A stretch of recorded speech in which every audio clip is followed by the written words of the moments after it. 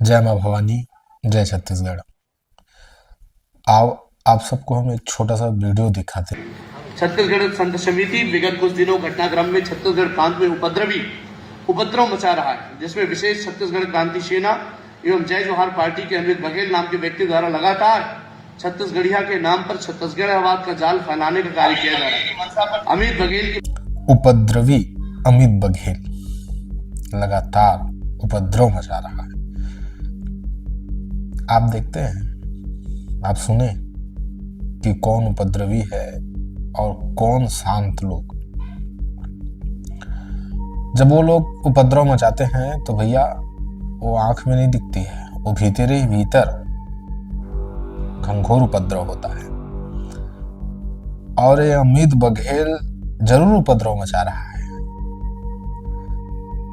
दो प्रकार के युद्ध कहे हैं शास्त्रों में। तुम दो साधु संत के सभा लगाए हो, अभी आप सबको भी पता चल जाएगा कि साधु संत है, साधु है कि असाधु है, साधु संत है कि नहीं है। दो प्रकार के युद्ध कहे गए हैं। एक तो युद्ध जो होता है धर्म, और एक युद्ध होता है धर्म, अधर्म और धर्म का युद्ध। ये दो युद्ध है। युद्ध तो दोनों है, लड़ाई और मार और झगड़ा दोनों में होना है, लेकिन भाई एक सत्य के लिए है और एक असत्य के लिए है। अमित बघेल गलत कह रहा है, सत्य बात है, ये बात से मैं भी सहमत हूं कि वो गलत कहता है। उसे बात करने की शैली थोड़ी सही नहीं है। अमित बघेल जी का जो शैली है सही नहीं है, लेकिन उनका जो मिशन है ना छत्तीसगढ़ के लिए 100% सही है भाई, सभी छत्तीसगढ़ियों के लिए।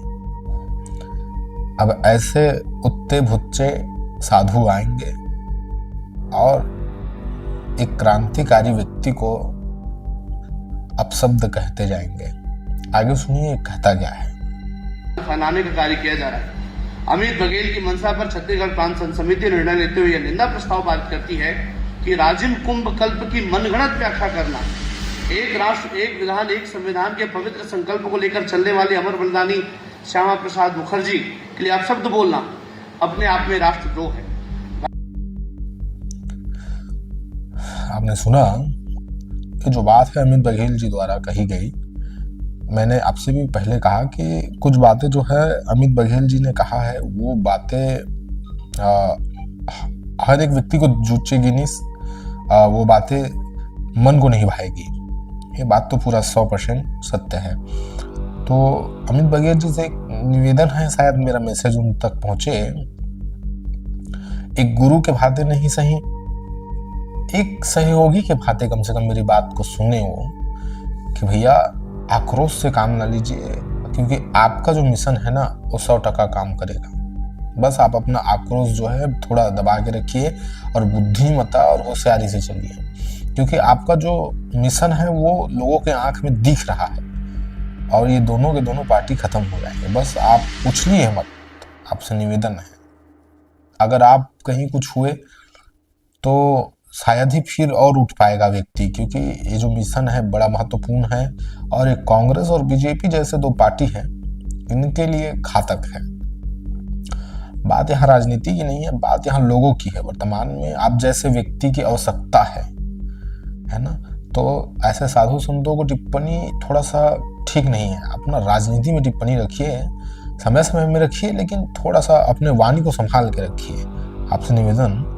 और आगे उनकी मूर्ति पर लघुशंका करने की नीच मानसिकता रखने वाले अमित बघेल को धर्मद्रोही घोषित करते हुए समस्त छत्तीसगढ़ प्रांत संत समिति के संतों एवं महंतों ने यह निंदा प्रस्ताव पारित किया है और समस्त छत्तीसगढ़ वासियों को सूचित करती है कि इस व्यक्ति के भ्रम में न पड़ने का सुझाव देती है एवं छत्तीसगढ़ शासन से मांग करती है कि अमित बघेल को गिरफ्तार करके कठोर से कठोर दंड दिया जाए।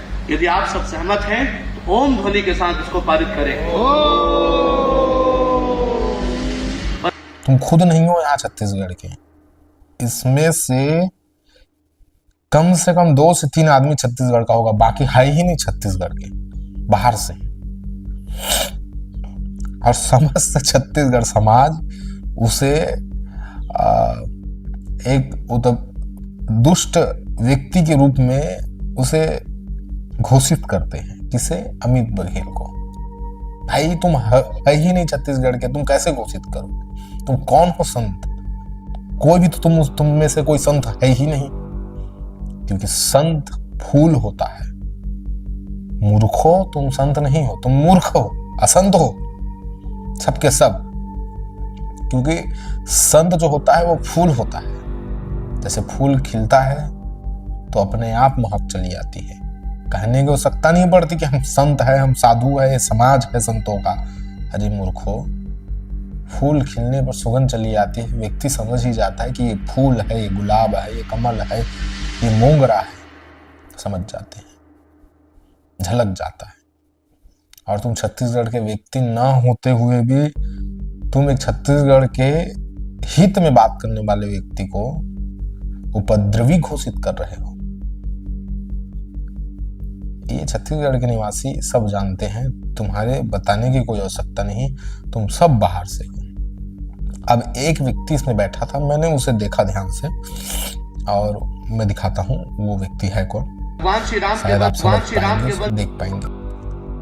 आपने देखा कि यहाँ कौन बैठे थे? यहाँ बैठे थे राम सुंदर दास महंत, बुद्धाधारी मठ के। एक यही व्यक्ति है जो छत्तीसगढ़ का है, जो दिख रहा है कि छत्तीसगढ़ का है।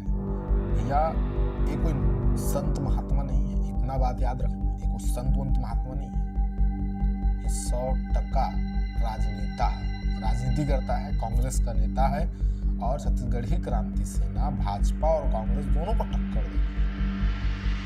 तो हर एक तरफ क्रांति सेना को तोड़ने का प्रयास है और कुछ नहीं है। ये कोई महात्मा नहीं है। देखो, ये महात्मा सहात्मा के चक्कर में मत पड़ना भाई। जो संसार के हित और यह लोग और वह लोग दोनों लोग के हित की बात करता है, वही व्यक्ति संत है, महात्मा है। बाकी सब खाने वाले हैं और तुम खिलाने वाले हो। तो आप सब छत्तीसगढ़ निवासियों से मेरा निवेदन है, अगर छत्तीसगढ़ में भविष्य में सुख शांति और समृद्धि से रहना है तो एक ऐसे आवाज को भी खड़ा करो जो तुम्हारे हित में खुल की बात करे, ना चाहते हुए भी खुल की बात करे। और ऐसा आवाज अभी वर्तमान में मेरी नजरों में एक क्रांति सेना दिख रहा है। तो आप सबसे निवेदन कि सबके बातों में मत आना, अपनी बुद्धि से विचार करना। मैं कहता हूँ कि मेरे भी बातों में मत आना, अपनी बुद्धि से विचार करना कि गलत क्या है और सही क्या है, और निर्णय करके भैया सहयोग करना, सहायता करना। आप सबसे इसी प्रकार आप सबको कुछ चीजें दिखाते हुए, कुछ चीजें बताते